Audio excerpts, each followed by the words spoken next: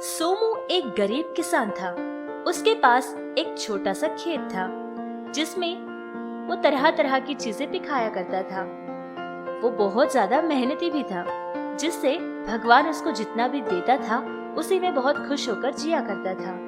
सोमू की पत्नी भुवना और उसका एक बेटा भी था जिसका नाम सनी था।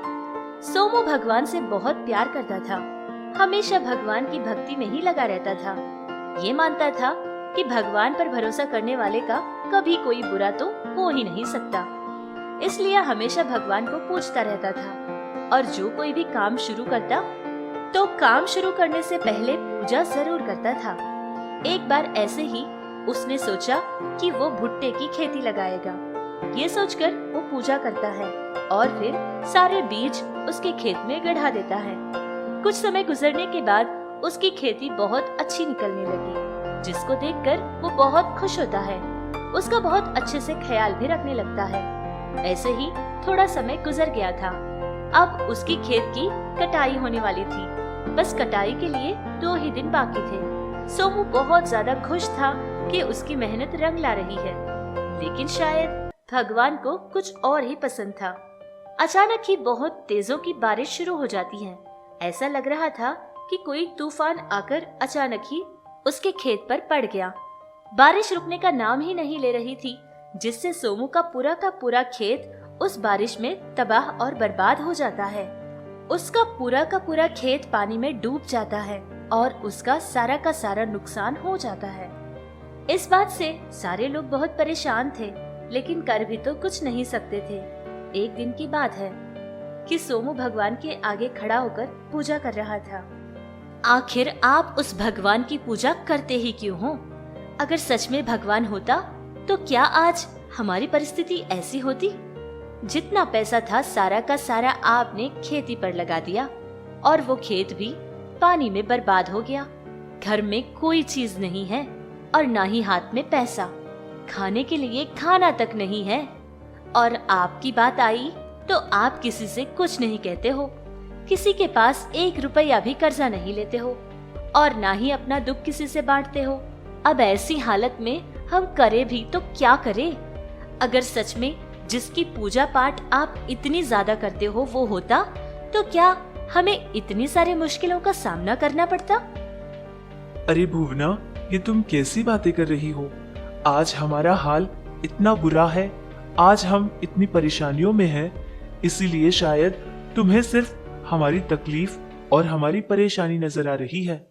लेकिन हो सकता है कि ये भगवान का कोई परीक्षा हो सकता है कि भगवान देखना चाहता है कि उसके भक्त ऐसे हालत में भी उसकी भक्ति कितनी करते हैं। और वैसे भी हम जैसे लोगों की जिंदगियों में ऐसी परेशानियां तो मामूली सी बात है ना। तुम इतनी चिंतित मत हो और ना ही हिम्मत हारो भुवना, क्योंकि भगवान सब कुछ ठीक कर देगा। बड़े लोग कहते हैं ना कि भगवान भी हमेशा अच्छे लोगों को ही ऐसे परखता है, अच्छे लोगों की ही हमेशा इम्तिहान लेता है। हो सकता है कि भगवान भी हमसे बहुत प्यार करता हो। हमारे भी अच्छे दिन बहुत जल्दी ही आएंगे, मेरा विश्वास करो। हाँ, आ जाएंगे। मैं तो कहती हूँ कि आज ही आ जाएंगे हमारे अच्छे दिन। यही कहना चाहते हो ना आप? अरे मैं तो ये सोच रही हूँ कि बच्चा तो अभी स्कूल से आने ही वाला होगा। अगर वो मासूम आकर मुझसे खाना मांगेगा तो मैं उसको क्या जवाब दूंगी? कैसे कहूंगी कि घर में कोई खाना वाना नहीं है? अब बोलो आपके उस भगवान से कि हम करें भी तो क्या करें? माँ, मैं आ गया। माँ जल्दी से खाना डालो ना माँ, मुझे आज बहुत जोरों की भूख लगी है माँ। पता नहीं क्यों आज बहुत तेज भूख लगी है मुझे। मैं जाकर हाथ पांव धोकर आता हूँ। जल्दी लगाओ माँ खाना।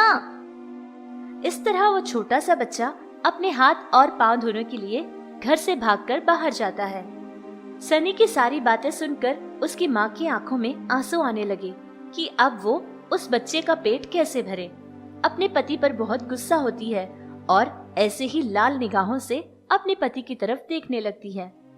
पत्नी की निगाहों का मतलब सोमू समझ जाता है, लेकिन उसके पास कोई जवाब नहीं होता है जिससे वो अपनी नजरें नीचे की तरफ झुका लेता है। ऐसे ही वो लोग देख रहे थे कि वो छोटा सा बच्चा अंदर आ जाता है और पूछता है कि खाने के लिए कुछ जल्दी से दे दो। अब सोमू के समझ नहीं आ रहा था कि वो उसके बेटे की भूख कैसे मिटाएगा। तभी एक ही बार में सोमू को ये बात याद आती है कि उनके घर के पीछे वाले हिस्से में एक कटहल का पेड़ था। उस पर तो कटहल भी बहुत सारे लगे हुए थे। ये बात याद आते ही उसने सोचा कि एक फल अपने बेटे के लिए काट कर लाएगा। ऐसे ही उसने किया भी था। कटहल के पेड़ के पास जाता है और एक फल को तोड़कर अंदर लाता है, जिसको वो छोटा सा बच्चा सनी देख लेता है और खुशी के मारे चिल्लाने लगता है। अरे वाह पिताजी, कटहल! ये तो मुझे बहुत पसंद है। पिताजी, मैं ना खाना बाद में खा लूंगा, पहले मुझे कटहल से अपना पेट भरना है। पिताजी, जल्दी काट कर दीजिए ना।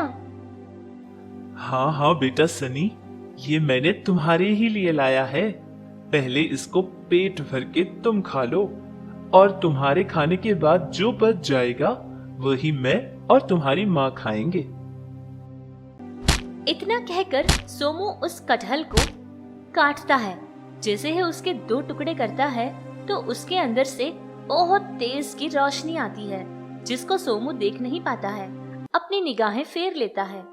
कुछ समय बाद धीरे से आंखें खोलकर वो देखता है तो उसके तो होश ही उड़ जाते हैं। उसने देखा कि उस कटहल के अंदर से बहुत ही चमकते हुए चमकीदार हीरे नजर आ रहे थे, जिसको देखकर सोमू अपनी आंखों पर विश्वास नहीं कर पाया था। अरे ये क्या पिताजी, मैंने तो सोचा था कि मैं कटहल खाऊंगा, लेकिन इसमें से तो ये चमकीले पत्थर निकल आए हैं। अब मैं क्या खाऊंगा?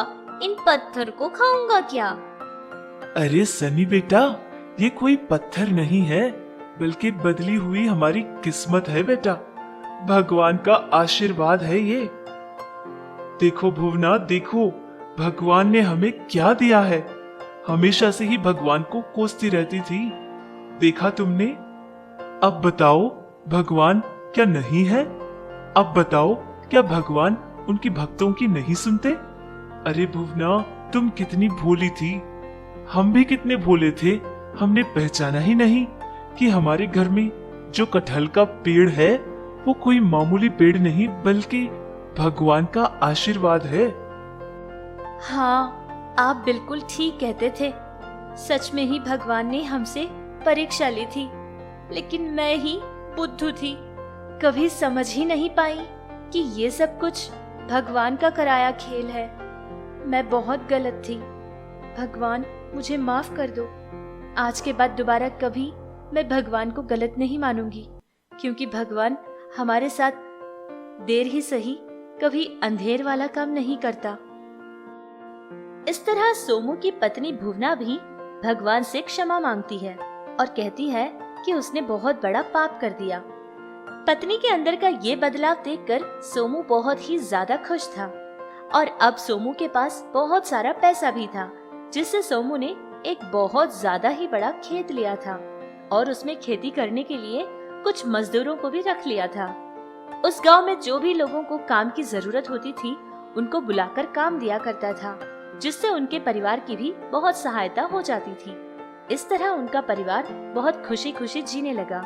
और तो और सोमू की पत्नी यानी कि भुवना भी हमेशा भगवान का शुक्र अदा करती रहती थी और हमेशा से ही पूजा पाठ में लगी रहती थी।